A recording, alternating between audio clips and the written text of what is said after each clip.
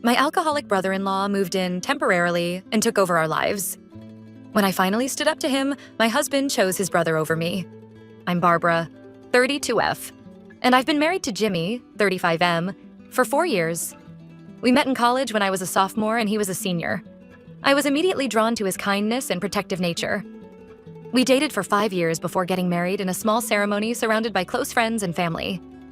Jimmy and I have always had a good relationship, but lately we've been having some serious issues because of Jimmy's younger brother, Brent, 29M. To understand the situation better, I need to give you some background on their family dynamics. Jimmy and Brent lost their parents in a car accident when Jimmy was 18 and Brent was 12. It was a devastating blow to both of them, but especially to Brent, who was still so young. Jimmy, being the older brother, took on the responsibility of raising Brent. He put his own dreams on hold, working multiple jobs to support them both while also trying to finish college. This experience created an incredibly strong bond between the brothers, but it also established an unhealthy dynamic where Jimmy feels overly responsible for Brent's well-being, often at the expense of his own needs. And now, our marriage. Brent has always struggled with independence and responsibility. Throughout his 20s, he bounced from job to job, never really settling into a career. Jimmy was always there to bail him out financially or use his connections to find Brent new opportunities. I've lost count of how many times Jimmy has lent Brent money that was never repaid. Despite my concerns about this pattern, I tried to be supportive. I knew how important Brent was to Jimmy, and I wanted to be a good sister-in-law. But over the years, I've watched Brent take advantage of Jimmy's generosity time and time again.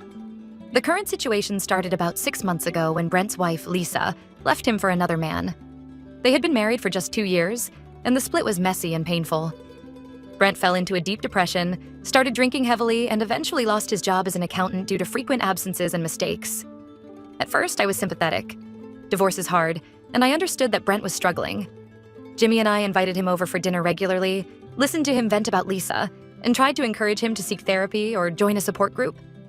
But as weeks turned into months, it became clear that Brent wasn't making any effort to improve his situation. Last month, Brent showed up at our doorstep late one night, clearly drunk and emotional. He told us that he couldn't afford his rent anymore and begged us to let him stay with us, just for a little while, until he got back on his feet. Jimmy immediately said yes without even glancing in my direction. I was blindsided and upset that Jimmy made this decision unilaterally, but I bit my tongue in the moment. Later that night, when Brent was asleep on our couch, I tried to talk to Jimmy about setting some ground rules and a timeline for Brent's stay. Jimmy brushed off my concerns, saying we needed to be there for Brent in his time of need. Reluctantly, I agreed to let Brent stay with us, thinking it would only be for a few weeks. But it's been over a month now, and Brent shows no signs of leaving or even trying to find a job. He sleeps until noon every day, leaves messes all over the house, eats our food without contributing anything, and spends most of his time playing video games or watching TV. I work from home as a graphic designer, and having Brent around all day is incredibly disruptive. He's loud, he interrupts me constantly, and he's even started using my office when I'm not in there, claiming he needs the space to job hunt, though I've never actually seen him apply for anything. I've tried talking to Brent about cleaning up after himself and looking for jobs, but he just makes excuses or empty promises. When I bring it up with Jimmy, he defends his brother and says we need to be patient because Brent is going through a hard time. But I feel like we're enabling Brent's laziness and irresponsibility at this point. The final straw came last week. I had an important client meeting via video call, so I asked Brent to please be quiet and stay out of the office for a couple of hours. He agreed, but halfway through my call, he barged into the office, clearly drunk, and started rummaging through my desk drawers, muttering about needing a pen. I was mortified and had to abruptly end my call. When I confronted Brent about his behavior, he got defensive and accused me of being uptight and unsympathetic to his situation. I lost my temper and told him that his behavior was unacceptable and that he needed to start looking for his own place.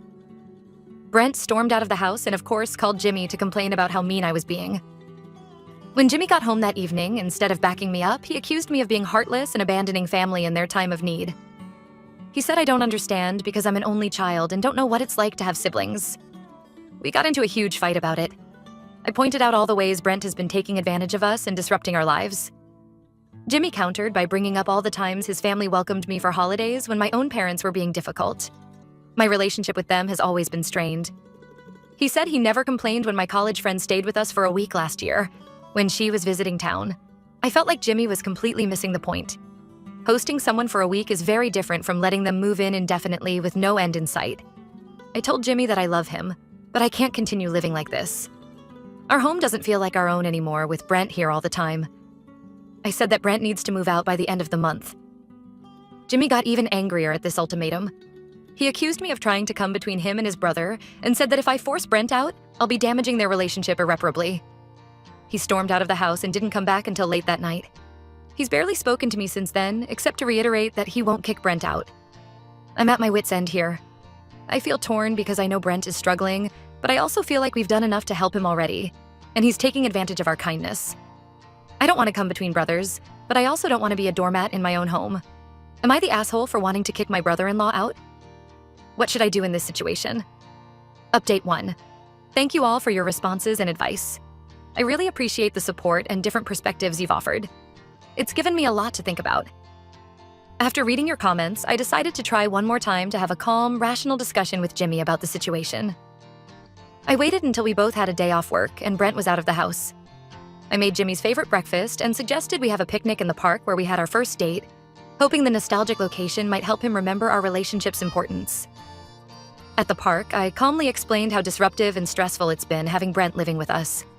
I shared specific examples of how his behavior has affected my work and our home life. I emphasized that while I sympathize with Brent's struggles, I don't think we're actually helping him by letting him freeload indefinitely. I also opened up about how hurt I've been feeling by Jimmy's dismissal of my concerns and his accusation that I don't understand sibling relationships. I reminded him of how supportive I've been of his relationship with Brent over the years, despite my own complicated family history. To my surprise, Jimmy actually listened this time.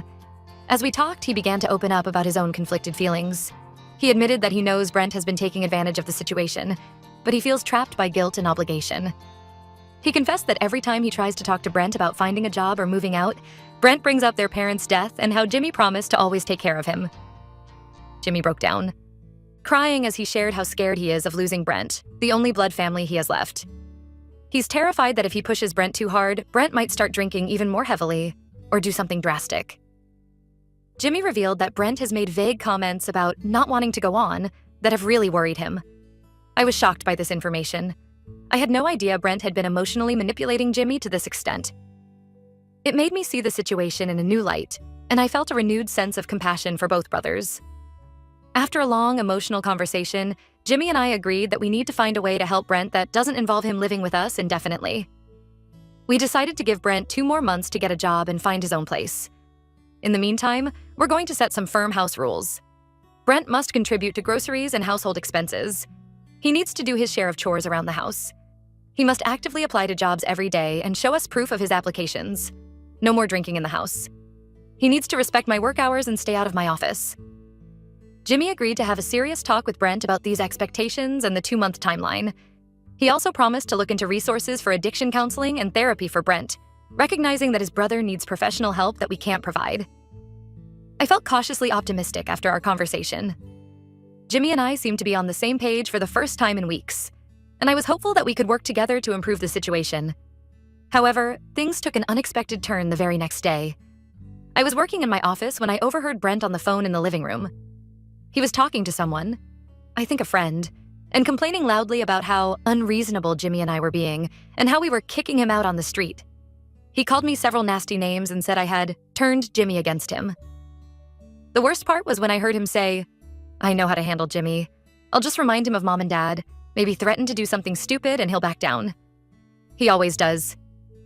I was furious. All the compassion I had felt the day before evaporated in an instant. I stormed out of my office and confronted Brent about what I'd heard. He was shocked to realize I'd overheard him and quickly tried to backpedal, claiming I had misunderstood. We got into a heated argument. Brent accused me of eavesdropping and said I was trying to come between him and his brother. I lost my temper and called him an entitled, manipulative mooch who needed to grow up and take responsibility for his own life. I told him I knew about his emotional blackmail of Jimmy and that it needed to stop immediately. Brent's face turned red with anger. He started yelling about how I could never understand what he and Jimmy had been through, how I was trying to steal his brother away, and how he'd make sure Jimmy knew what a cold-hearted bitch I really was.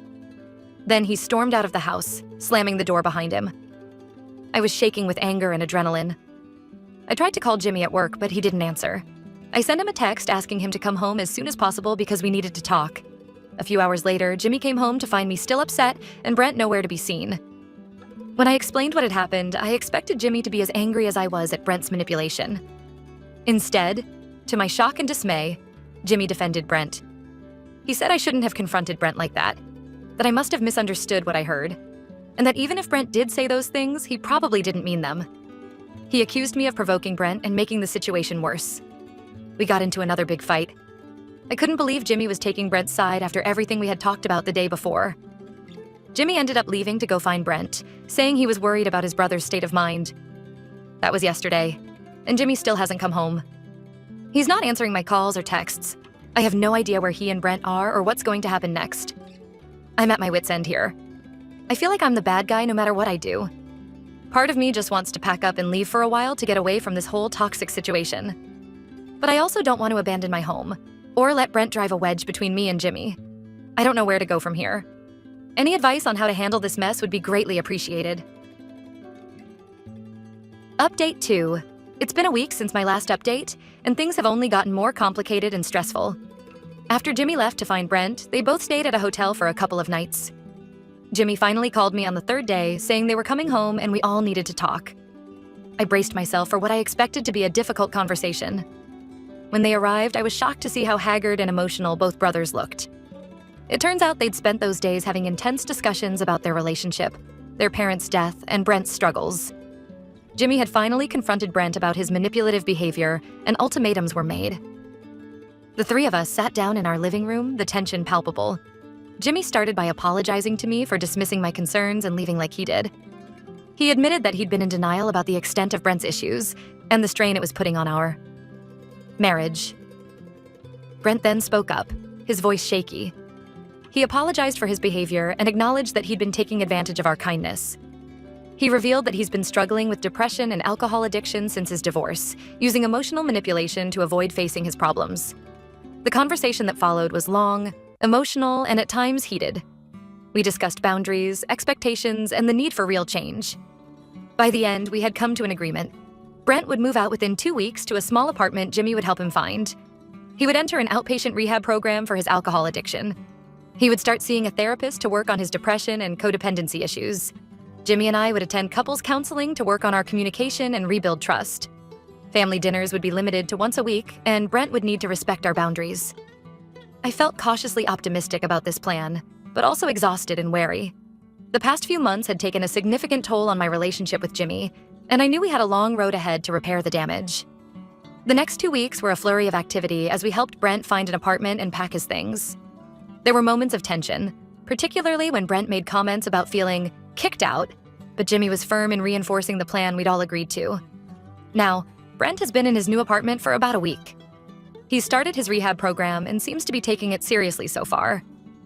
Jimmy and I had our first couples counseling session, which was difficult but productive. We're learning to communicate better and address the underlying issues that led to this situation. However, I'm still struggling with lingering resentment and trust issues. I find myself questioning Jimmy's commitment to our relationship and worrying that he'll backslide into prioritizing Brent over our marriage. I'm trying to be patient and give him a chance to prove himself, but it's hard. There have been a few concerning incidents. Twice now, Brent has called Jimmy late at night, claiming to be in crisis. Both times, Jimmy rushed over to Brent's apartment, leaving me feeling abandoned and worried. When I expressed my concerns, Jimmy got defensive, saying he can't just ignore his brother when he's in need. I understand the desire to help family, but I also feel like clear boundaries need to be established. I'm worried that Brent is already falling back into old patterns of manipulation and that Jimmy isn't strong enough to resist. On a positive note, I've been focusing on rebuilding my own sense of self and independence.